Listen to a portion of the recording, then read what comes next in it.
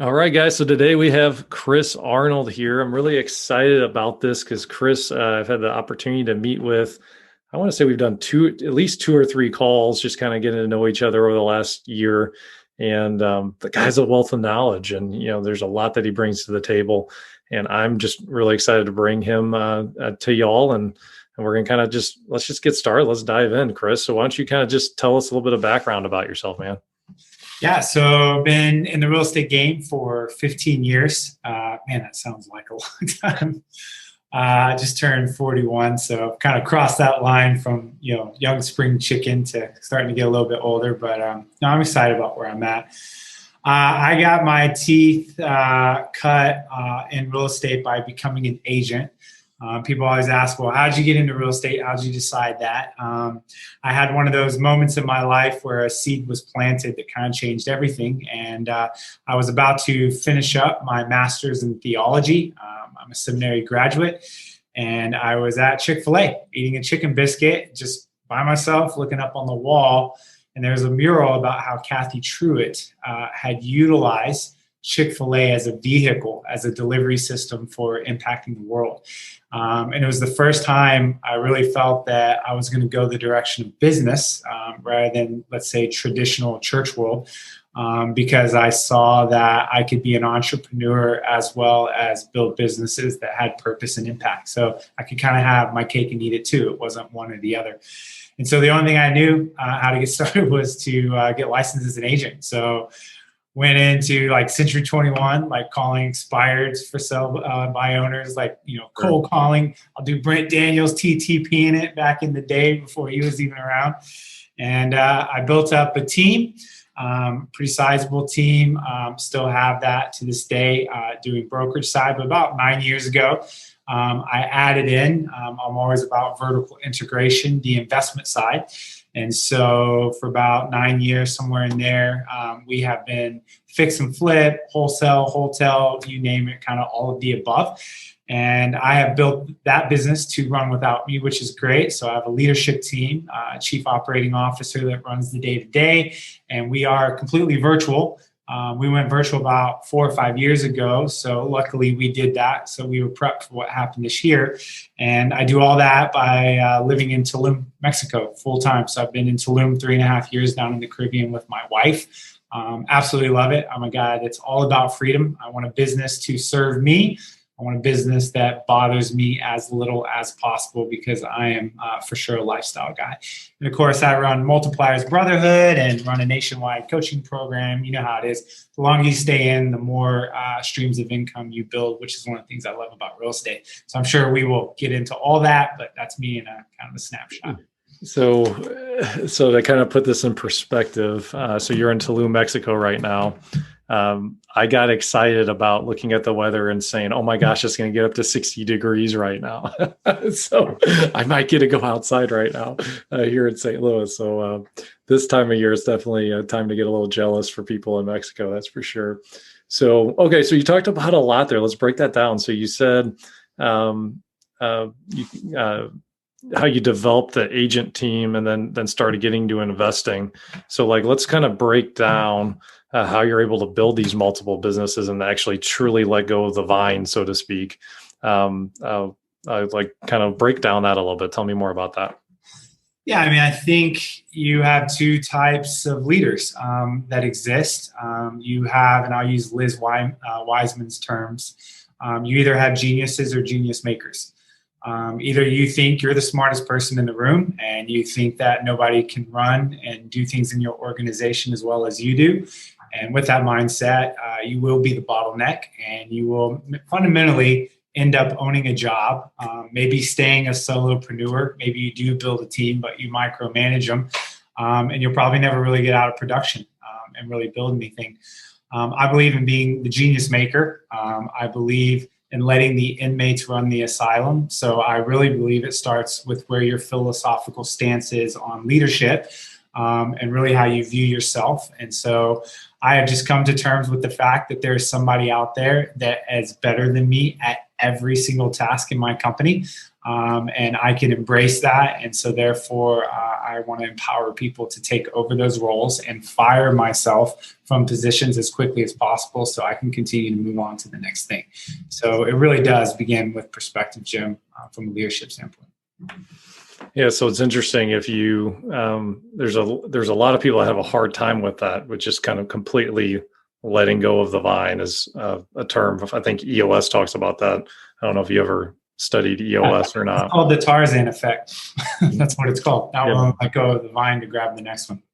Yeah, so I do go in and out. Sometimes I completely let go. Other times I kind of like still try and grab onto it. So what has kind of like is it like just putting the right people in the right seats? Like what's been a key with having the trust and being able to put trust in people on your team? Yeah, it's all about talented people. So I fundamentally believe that talented people do not need to be managed. All they need is a common vision and direction, and they'll go figure out how to do it and make it happen. So my fundamental role is to make sure that we continue to, and I use Jim Collins' language, get the right people on the bus, wrong people off the bus, right people, right seats. That is the most difficult part of building a team, in my opinion. I made a ton of mistakes through that journey of trying to hire. But the great thing is if you do build a team of talent, really a great team will begin to push you out organically. So I can tell you there's been a lot of times in meetings that even my own team goes, Chris, you're just in the way. Like, get out of this meeting, or why are you touching that? And if you build a talented team and you have radical transparency within your organization, you will, via that team and their trust, begin to trust and let them grow. But it really does come down to the fact that you have to start with talented people, without question. If you don't have a talented team, you're going to get sucked right back in day after day after day. So how do you identify the talent then? Like, what do you do? Like, do you have any assessments you run, or what do you do there? 100%. I believe, to use the analogy of the iceberg, most people do an interview process, and an interview process will really give you the top 10% of a person in an interview.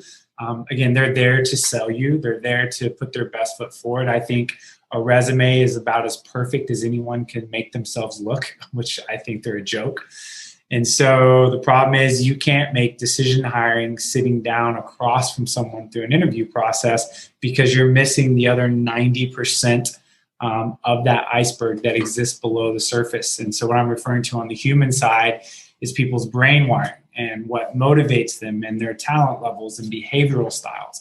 And so I believe really that hiring has moved a lot more over to utilizing some really scientific methods, particularly assessing. We use intermetrics, which I think is the best assessment out there. Other people, use Culture Index. I'll speak highly of Culture Index. I've got some buddies that use that as well. But again, if you start with the right type of an assessment for every position that you hire, and don't trust your hiring process, but lean a little bit more on the intermetrics, that's important. And then second to that, you really got to line up the core values. So just because somebody is talented and they're a fit and they're a rock star, if there's a misalignment of core values in your organization, it's just not going to work.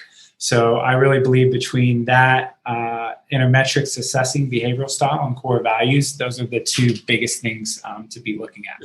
So if I can add something to this, guys, because we've made a lot of mistakes hiring people over the years and putting people in the wrong spots.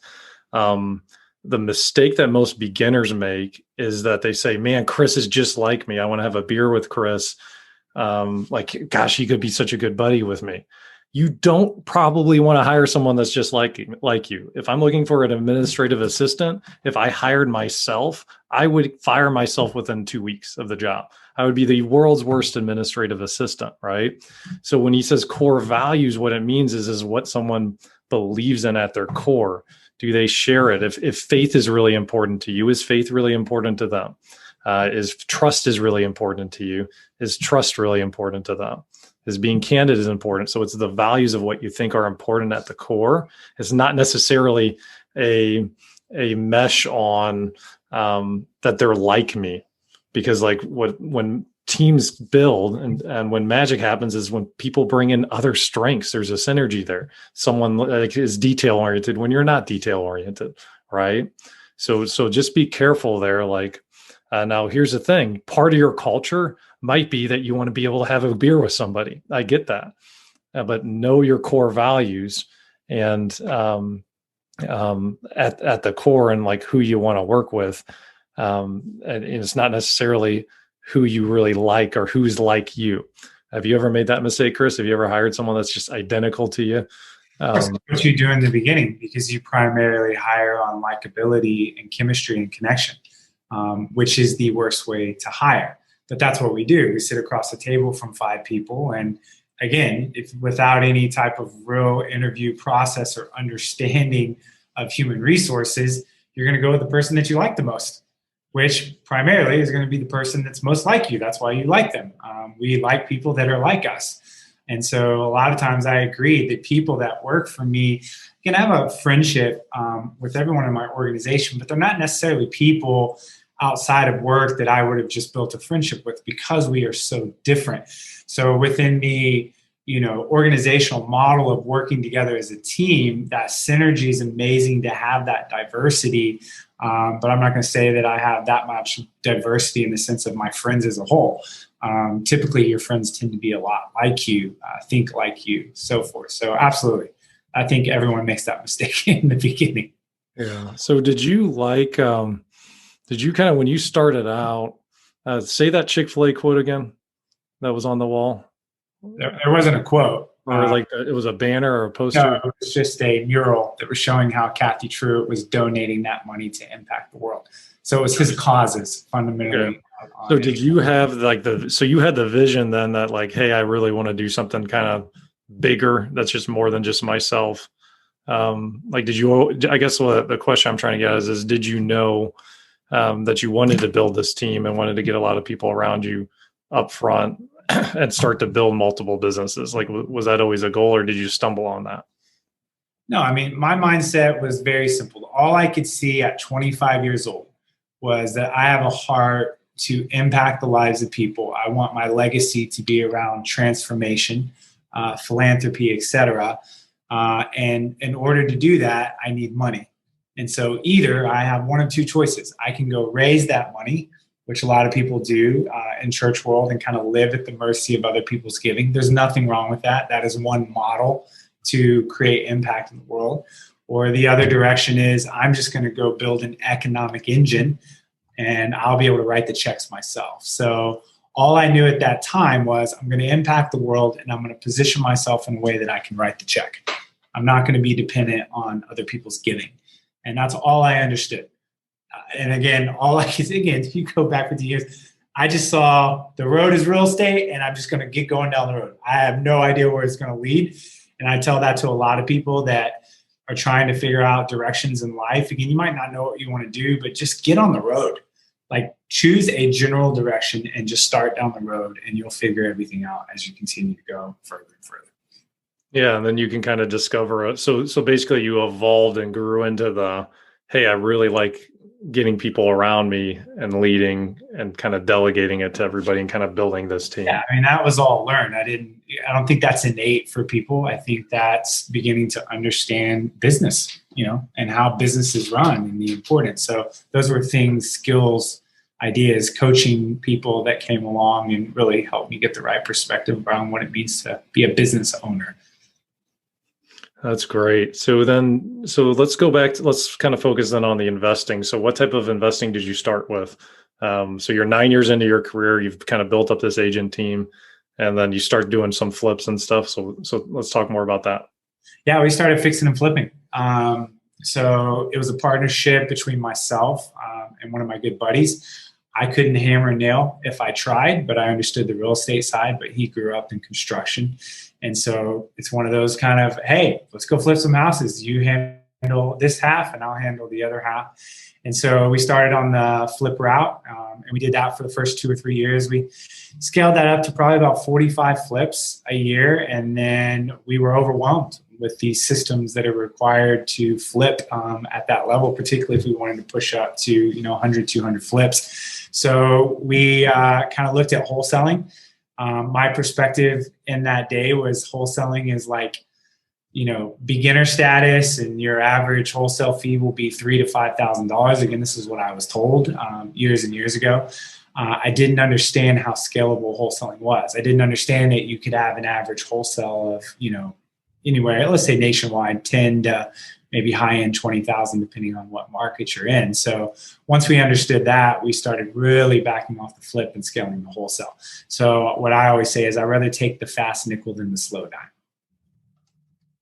It's more efficient, which frees me up to go launch other companies.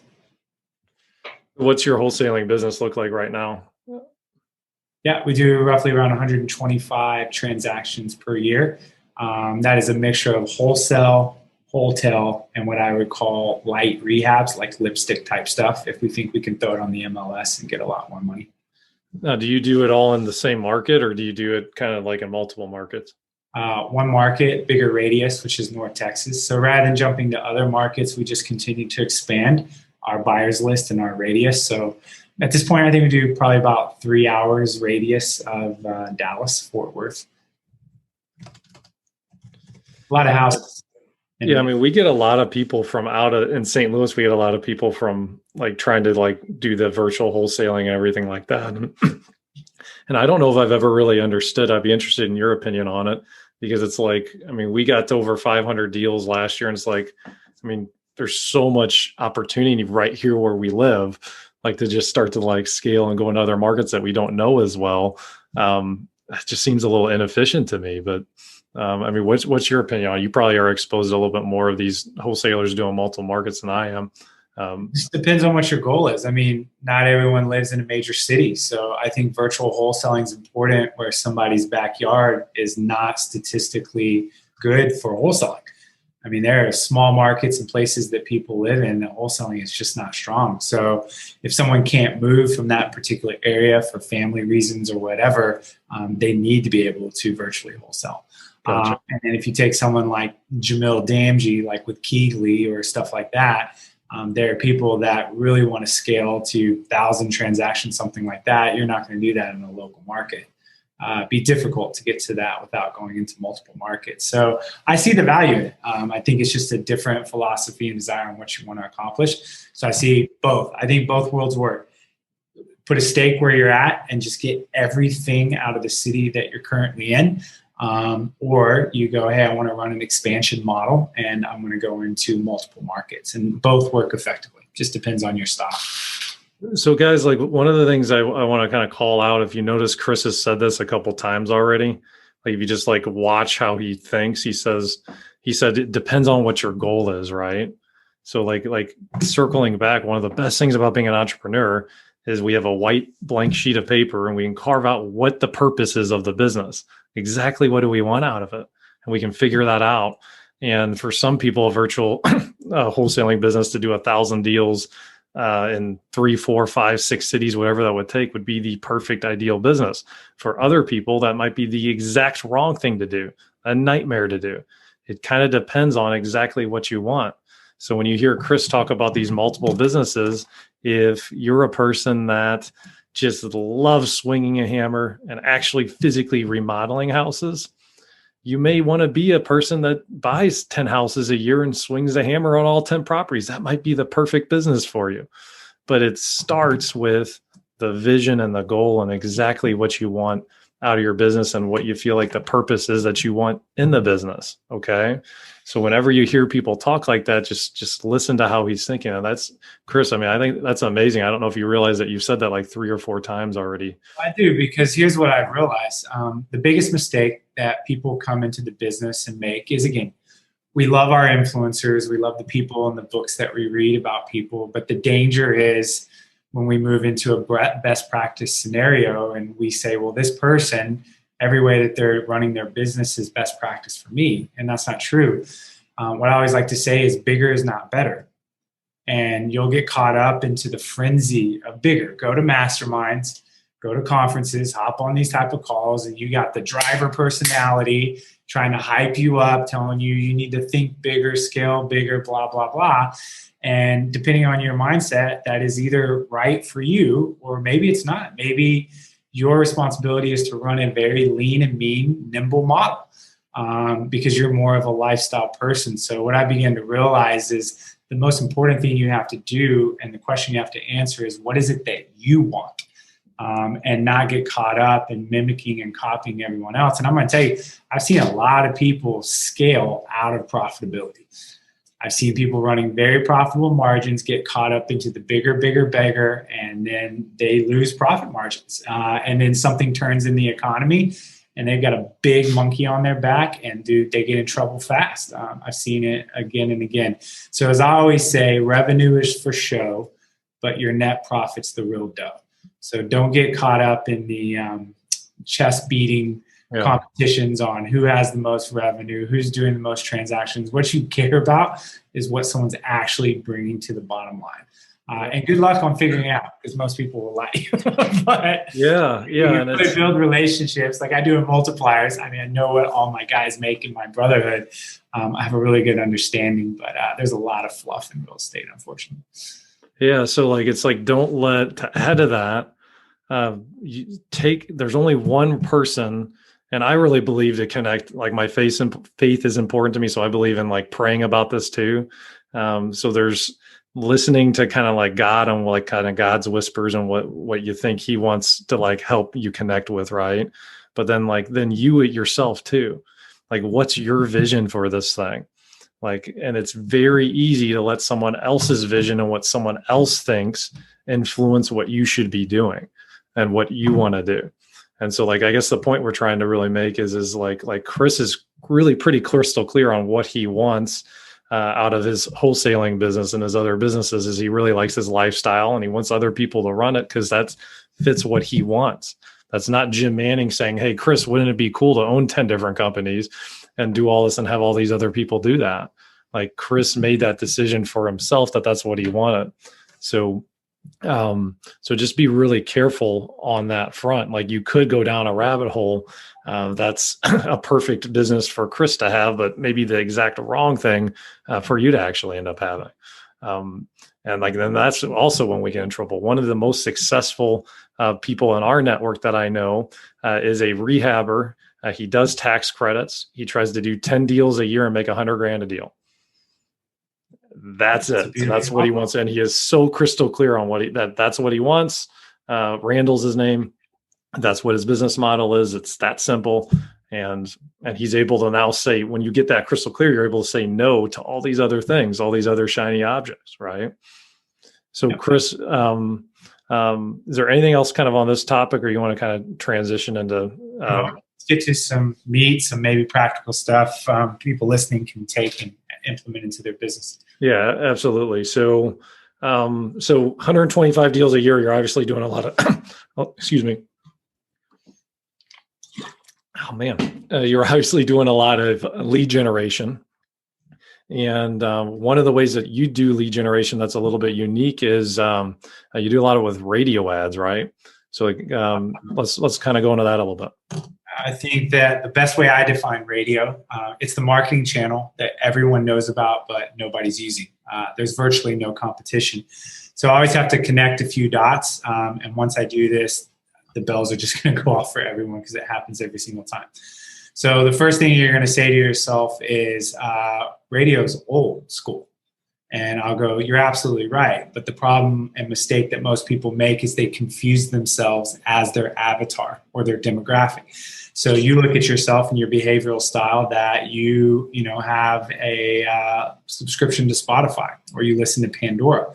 Statistically, nationwide, the primary demographic that we buy properties from is over the age of 50. They do not stream music at that age. They still do two things. They turn on the television, and when they get in the car, they turn on the radio. So if our primary demographic is over the age of 50 to 55, then we know that radio is one of the very best ways to get in front of that demographic. The second thing that will go through somebody's mind is, well, I know that that's going to be super expensive. Usually what I hear is, well, I'll probably have to have a budget of $10K a month to get started. Not right. That's another misconception. We help people set this up all over the country, but the average starting budget is about $1,000 to $2,000. I would say most of the people that we help set up radio have been in the business probably less than 2 years.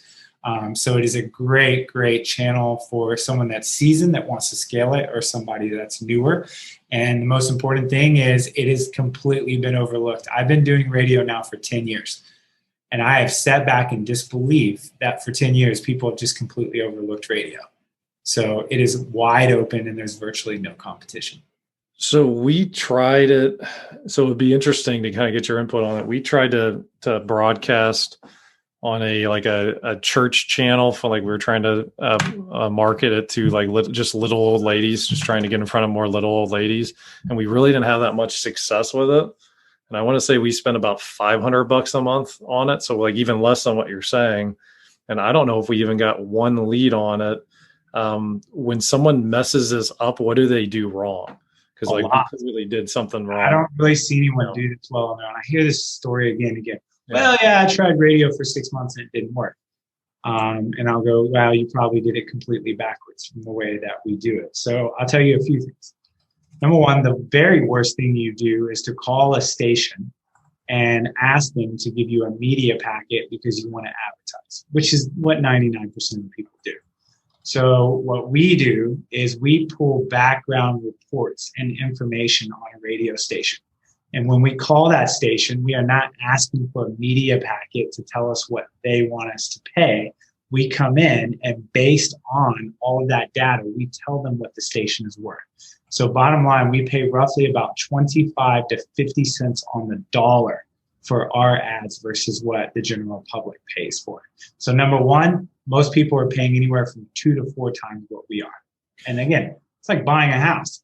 If you buy houses at 2 to 4 times what I do, I'm sorry, I'm going to make a lot more money than you are. Yeah, so it's interesting because we didn't really do anything special. I think an ad agency just contacted us.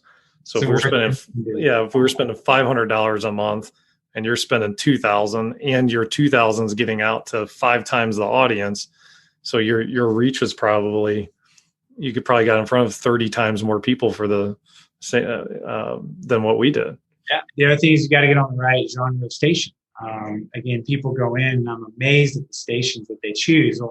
Well, that's a hot station and it's got a lot of listeners. And I go, yeah, but Taylor Swift is on that station. Do your grandparents listen to Taylor Swift? No. Then why are you on that station?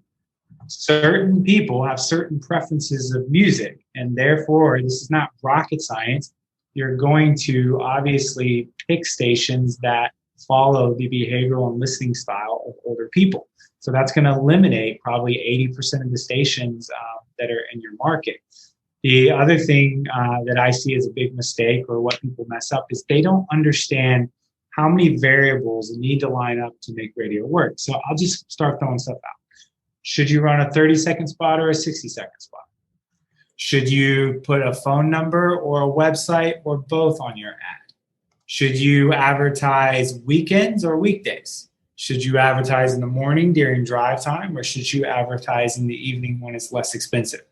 So there's probably 25 of those variables that exist. Unless every one of those is lined up, your radio station's not going to work. And the challenge is this: for every product that you sell on radio, it has a different set of variables. So just because our variables work for finding motivated seller leads, which is what we use radio for, that is different for somebody coming on and selling another service or product. They have their own set of variables. So people come in and here's what they'll do. They'll ask the media company or the sales rep to set this up for them. And I'm sorry, they might understand radio from a general overall perspective, but they have no understanding of what variables need to line up to make it work to generate motivated seller leads for investors. It's not possible that they know how to do that. That's what we split tested and figured out how to do. Okay.